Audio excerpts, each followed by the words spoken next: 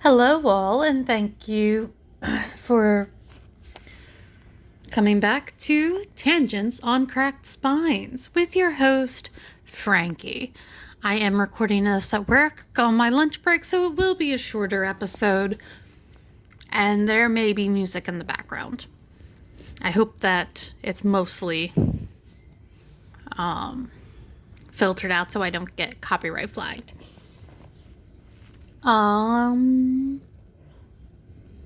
For those of you who are new, you might want to go back, I think 15 episodes at this point, and listen to this from the beginning, because what I do here is I read books that are in the public domain and go off on rabbit hunts about things that spark my ADHD.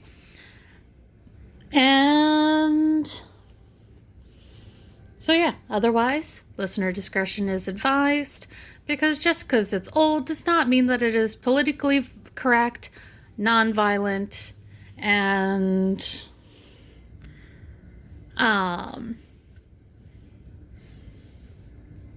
or non-sexual. I mean, it's Dracula. So yeah, that's, speaking of, we are reading Dracula. What happened in the last time? Well, Lucy's health was on a roller coaster. And every man in her life but Quincy has given her blood at this point. Including, not Van Halen, Van Helsing. There we go. And now we continue. The Pall Mall Gazette, 18th September. The Escaped Wolf. Perilous adventure of our interviewer. Interview with the keeper in the zoological gardens. After many inquiries and almost as many refusals, and perpetually using the words Pall Mall Gazette as a sort of talisman, I managed to find the keeper of the section of the zoological gardens in which the wolf department is included. Thomas Builder lives in one of the cottages in the enclosure behind the elephant house, and was just sitting down to his tea when I found him. Thomas and his wife are hospitable folk, elderly and without children, and if the specimen I enjoyed of their hospitality be of the average kind, their lives must be pretty comfortable. The keeper would not enter on what he called business until the supper was over, and we were all satisfied. Then, when the table was cleared, he had lit his pipe, he said, "Now, sir, you can go on and ask me what you want. You'll excuse me refusing to talk of professional subjects afore meals. I gives the wolves and the jackals and the hyenas in all our section their tea afore I begins to ask them questions." All right. "How do you mean ask them questions?" I queried, wishful to get him into a talkative humor. "Hitting of them over the head with a pole is one way, scratching of their hairs is another. When gents is flush wants a bit of show-off to their gals. I don't so much mind the first, the hitting with a pole afore I chucks in their dinner, but I waits till they've had their sherry and coffee, so to speak, afore I tries on with the ear-scratching. Mind you," he added philosophically, "there's a deal of the same nature in us as in them there animals. Here's you a-comin' and arskin' of me questions about my business, and I thought that grumpy like that only for your bloomin' £1 I'd a-seen you blowed first 'fore I'd answer. Not even when you arst me sarcastic like, if I'd like you to arsk the superintendent if you might arsk me questions. Without offense, I tell yer to go to hell." You did. Did I tell you to go to hell? Yeah. Love that. And it's in the report. "And when you said you'd report me for using of obscene language that was zitting me over the head, but the £1 made that all right. I weren't a-going to fight, so I waited for the food and did with my owl as the wolves and lions and tigers does. But Lord love your heart, now that the old ooman has stuck a chunk of her tea cake in me and rinsed me out with her bloomin' old teapot, and I've lit up, you may scratch my ears for all you're worth, and won't get even a growl out of me. I was hangry. Don't ask me questions when I'm hangry. Drive along with your questions. I know what you're a-comin' at. That ere escaped wolf. Exactly. I want you to give me your view of it. Just tell me how it happened, and when I know the facts, I'll get you to say what you consider was the cause of it. Sorry, I didn't feel that cough till it was too late. And cause it, and how you think the whole affair will end. All right, Governor. This here is about the old story. That 'ere wolf, what we called Berserker, was one of 3 grey ones that came from Norway to Jamrax, which we bought off him 4 years ago. He's southern now, I'm sorry. He was a nice, well-behaved wolf that never gave no trouble to talk of. I'm more surprised at him for wanting to get out nor any other animal in the place. But there, you can't trust wolves no more nor women. Hey! Oh, there we go. Don't you mind him, sir, broke in Mrs. Tom with a cheery laugh. He's got mindin' the animals so long that blessed if he ain't like a old wolf hisself, but there ain't no harm in him. Well, sir, it was about 2 hours after feeding yesterday when I first heard my disturbance. I was making up a litter in the monkey house for a young puma. Why were you in the monkey house? For a puma, which is ill. But when I heard the yelping and howling, I came straight away. There was Berserker a-tearing like a mad thing at the bars as if he wanted to get out. There wasn't much people about that day, and close at hand was only one man, a tall, thin chap with a hook nose and a pointed beard and a few white hairs running through it. He had a hard, cold look and red eyes, and I took a sort of mislike to him. I like that word, mislike. I know it's supposed to be dislike, but I like that. To him, for it seemed as if it was him as they was irritated at. He had white kid gloves on his hands, and he pointed out the animals to me and says, "Keeper, these wolves seem upset at something." "Maybe it's you," says I, for I didn't like the airs says he give hisself. He didn't get angry, as I hoped he would, but he smiled a kind of insolent smile with a mouth full of white sharp teeth. "Oh, no, they wouldn't like me," he says. "Oh, yes, they would," says I, imitating them. "They always like a bone or two to clean their teeth on about tea time, which you was a bagful." Ha! I like this old guy. Well, it's an odd thing, but then the animals see us a-talking, they lay down, and when I went over to Berserker, he let me stroke his ears same as ever. That there man kem over and blessed but if he didn't put his hand and stroke the old wolf's ears too. "Take care," says I. "Berserker's quick." "Never mind," he says. "I'm used to them." "Are you in the business yourself?" I says, ticking off my hat for a man that trades in wolves and centers a good friend to keepers. "No," says he. "Not exactly in the business, but I have made pets of several." And with that, he lifts his hat as pearl-light as a lord and walks away. Old Berserker kept looking after him till he was out of sight, and then went and lay down in a corner and wouldn't come 'bout the whole evening. Well, last night, as soon as the moon was up, the wolves here all began howling. There warn't nothing for 'em to howl at. There warn't no one near, except someone that was evidently a-calling a dog somewheres out back of the gardens and the park road. Once or twice I went out to see that all was right, and it was. and then the owlin' stopped. Just before 12 o'clock, I just took a look round afore turning in and burst me, but when I came opposite to old Berserker's cage, I see the rails broken and twisting about and the cage empty, and that's all I know for certain.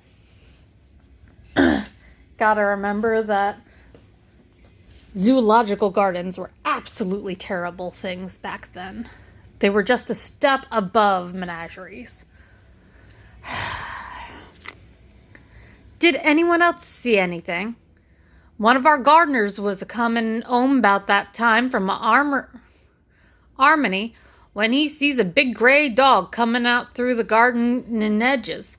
At least, so he says. I don't give much for it myself, for if he did, he never said a word about to his missus when he got home. It was only after the escape of the wolf was made known, and we had been up all night a-hunting of the park for Berserker, that he remembered seeing anything.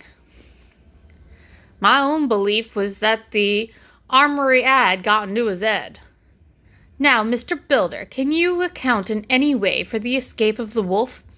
Well, sir, he said, with a suspicious sort of modesty, I think I can, but I don't know as how you'd be satisfied with the theory.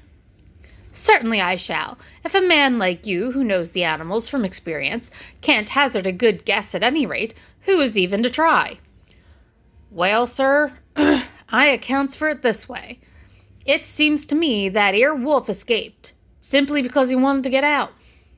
From the hearty way that both Thomas and his wife laughed at the joke, I could see that it had done service before, and that the whole explanation was simply an elaborate sell.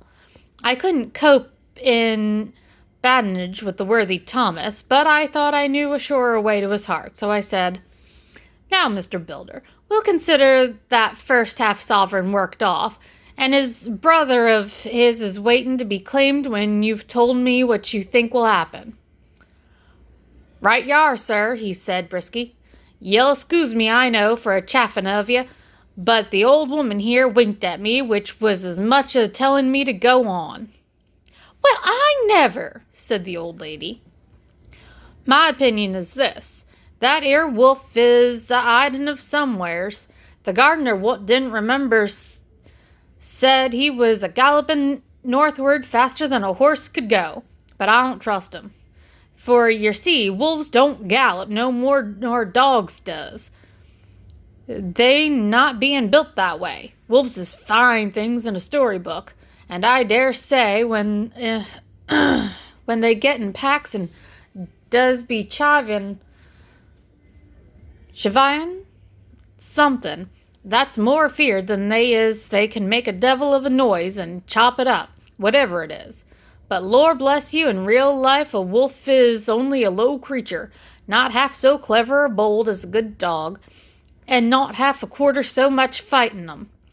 This one ain't been used to fighting or even to providing for herself, and more like he's somewhere round the park a-hiding and a shivering of, if he thinks at all, wondering where he is to get his breakfast from. Or maybe he's got down some area and is in a coal cellar.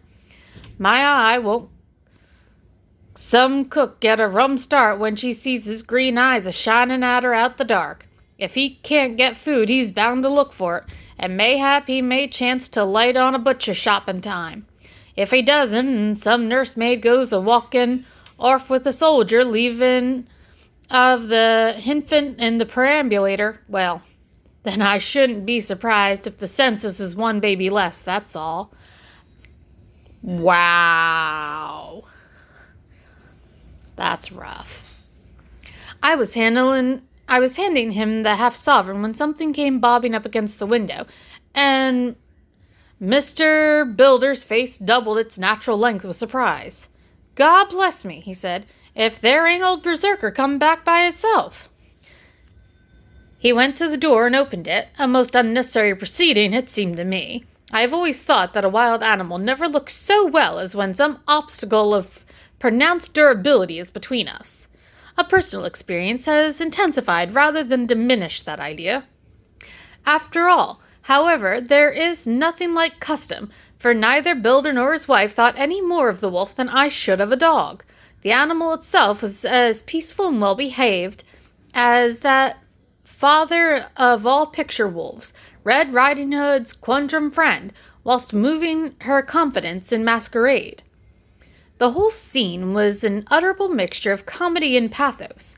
The wicked wolf that for half a day had paralyzed London and set all the children in the town shivering in their shoes was there in a sort of penitent mood, and was received and petted like a sort of vulpine prodigal son. Old Builder examined him all over with most tender solicitude, and when he had finished with his penitent, said, "There, I knew the poor old chap would get into some kind of trouble. Didn't I say it all along?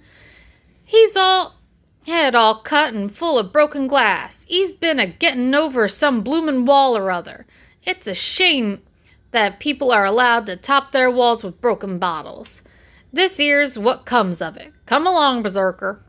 He took the wolf and locked him up in a cage with a piece of meat that satisfied in quantity at any rate the elementary conditions of the fatted calf, and went off to report. I came off, too, to report the only exclusive information that is given today regarding the strange escapade at the zoo. Let's see, I've got about 10 minutes before I have to go back. How long? Yeah, let's do this. Dr. Seward's Diary, 17th September. I was engaged after dinner in my study, posting up my books, which through press of other work and the many visits to Lucy had fallen sadly into arrear. Suddenly the door was burst open, and in rushed my patient with his face distorted with passion. I was thunderstruck, for such a thing as a patient getting of his own accord into the superintendent's study is almost unknown. Without an instant's pause, he made straight at me. He had a dinner knife in his hand, and, as I saw he was dangerous, I tried to keep the table between us. Well, that's somewhat smart. He was too quick and too strong for me, however, and before I could get my balance, he had struck at me and cut my left wrist rather severely. Before he could strike again, however, I got in my right, and he was sprawling on his back on the floor. My wrist bled freely, and quite a little pool trickled on the carpet. I saw that my friend was not intent on further effort, and occupied myself binding up my wrist, keeping a wary eye on the prostrate figure all the time. When the attendants rushed in, and we turned our attention to him, his employment positively sickened me. He was lying on his belly on the floor, licking up, like a dog, the blood which had fallen from my wounded wrist. He was easily secured, and, to my surprise, went with all the attendants, quite placidly, simply repeating over and over again, "The blood is life! The blood is life!" I cannot afford to lose blood just at present. I have lost too much of late for my physical good, and then the prolonged strain of Lucy's illness and its horrible phases is telling on me. I am overexcited and weary, and I need rest. Rest, rest. Happily, Van Helsing has not summoned me, so I need not forego my sleep. Tonight I could not well do without it. Telegram, Van Helsing, Antwerp, to Seward, Carfax. Sent to Carfax, Essex, as no county is given. Delivered late by 22 hours. 17th September. Do not fail to be at Hillingham tonight, if not watching all the time frequently. Visit and see that flowers are as placed. Very important. Do not fail. Shall be with you as soon as possible after arrival. Time check.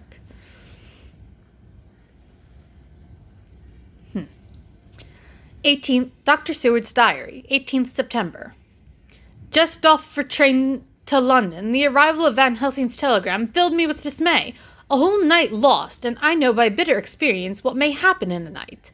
Of course, it is possible that all may be well, but what may have happened? Surely there is some horrible doom hanging over us that every possible accident should thwart us in all we try to do. I shall take this cylinder with me, and then I can complete my entry on Lucy's phonograph.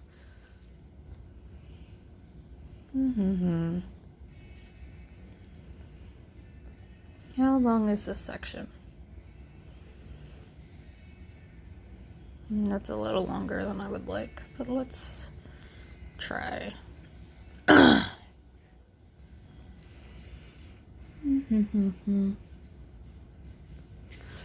17th September night. I write this and leave it to be seen so that no one may, by any chance, get into trouble through me. This is an exact record of what took place tonight. I am dying of weakness and have barely strength to write, but it must be done if I die in the doing. I went to bed as usual, taking care that the flowers were placed as Dr. Van Helsing directed, and soon fell asleep. I was waked by the flapping at the window, which had begun after that sleep-waking on the cliff at Whitby when Mina saved me, and which now I know so well. I was not afraid, but I did wish that Dr. Seward was in the next room, as Dr. Van Helsing said he would be, so that I might have called him. I tried to go to sleep, but could not. Then there came to me the old fear of sleep, and I determined to keep awake. Perversely, sleep would try to come when I did not want it, so as I feared to be alone, I opened my door and called out, "Is there anybody there?" There was no answer. I was afraid to wake Mother, and so closed my door again. Then, outside in the shrubbery, I heard a sort of howl like a dog's, but more fierce and deeper. I went to the window and looked out, but could see nothing except a big bat, which had evidently been buffeting its wings against the window. So I went back to bed again, but determined not to go to sleep. Presently the door opened, and Mother looked in, seeing by my moving that I was not asleep, came in and sat by me. She said to me even more sweetly and softly than her wont, "I was uneasy about you, darling, and came in to see that you were all right. I feared she might catch cold sitting there, and asked her to come in and sleep with me, so she came into bed and laid down beside me. She did not take off her dressing gown, for she said she would only stay a while and then go back to her own bed. As she lay there in my arms and I in hers, the flapping and buffeting came to the windows again. She was startled and a little frightened, and cried out, 'What is that?' I tried to pacify her, and at last succeeded, and she lay quiet, but I could hear her poor dear heart still beating terribly. After a while there was the low howl again out in the shrubbery, and shortly after there was a crash at the window, and a lot of broken glass was hurled on the floor. The window blind blew back with the wind that rushed in, and in the aperture of the broken panes there was the head of a great gaunt grey wolf. Mother cried out in a fright and struggled up into a sitting position, and clutched wildly at anything that would help her. Amongst other things, she clutched the wreath of flowers that Dr. Van Helsing insisted on my wearing round my neck, and tore it away from me. For a second or two she sat up, pointing at the wolf, and there was a strange and horrible gurgling in her throat. Then she fell over, as if struck with lightning, and her head hit my forehead and made me dizzy for a moment or two. The room and all round seemed to spin round. I kept my eyes fixed on the window, but the wolf drew his head back, and a whole myriad of little specks seemed to come blowing in through the broken window, and wheeling and circling round like the pillar of dust that travellers describe when there is a simoon in the desert.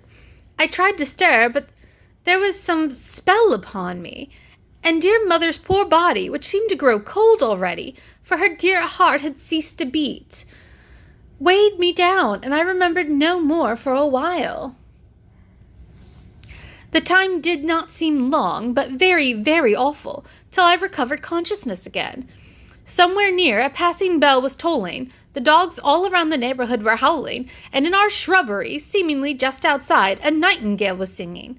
I was dazed and stupid with pain and terror and weakness, but the sound of the nightingale seemed like the voice of my dead mother come back to comfort me. The sound seemed to have awakened the maids, too, for I could hear their bare feet pattering outside my door. I called to them, and they came in, and when they saw what had happened, and what it was that lay over me on the bed, they screamed out. The wind rushed in through the broken window, and the door slammed too. They lifted off the body of my dear mother, and laid her, covered up with a sheet, on the bed after I had got up. They were all so frightened and nervous that I directed them to go to the dining room and have each a glass of wine. The door flew open for an instant and closed again. The maid shrieked and then went in a body to the dining room, and I laid what flowers I had on my dear mother's breast. When they were there, I remembered what Dr. Van Helsing had told me, but I didn't like to remove them. And besides, I would have some of the servants to sit up with me now. I was surprised that the maids did not come back. I called them, but got no answer, so I went to the dining room to look for them. My heart sank when I saw what had happened. They all four lay helpless on the floor, breathing heavily. The decanter of sherry was on the table, half full, but there was a queer, acrid smell about. I was suspicious and examined the decanter. It smelled of laudanum, and looking on the sideboard, I found that the bottle which Mother's doctor uses for her, was empty. Oh, what am I to do? What am I to do? I am back in the room with Mother. I cannot leave her, and I am alone save for the sleeping servants, whom someone has drugged. Alone with the dead. I dare not go out, for I can hear the low howl of the wolf through the broken window. The air seems full of specks floating and circling in the draught from the window, and the lights burn blue and dim. What am I to do? God shield me from this harm this night. I shall hide this paper in my breast, where they shall find it when they come to lay me out. My dear mother gone. It is time that I go too. Goodbye, dear Arthur. I should not survive this if I should not survive this night. God keep you, dear, and God help me. And with that, we will end for the day. It was still a decent length episode, and I hope you enjoyed it. As always, please like, comment, subscribe, review, all that jazz. Share it with friends and family who you think might like this. And by all means, please comment if you have any suggestions for an American Thanksgiving special. Thank you again, and have a wonderful time.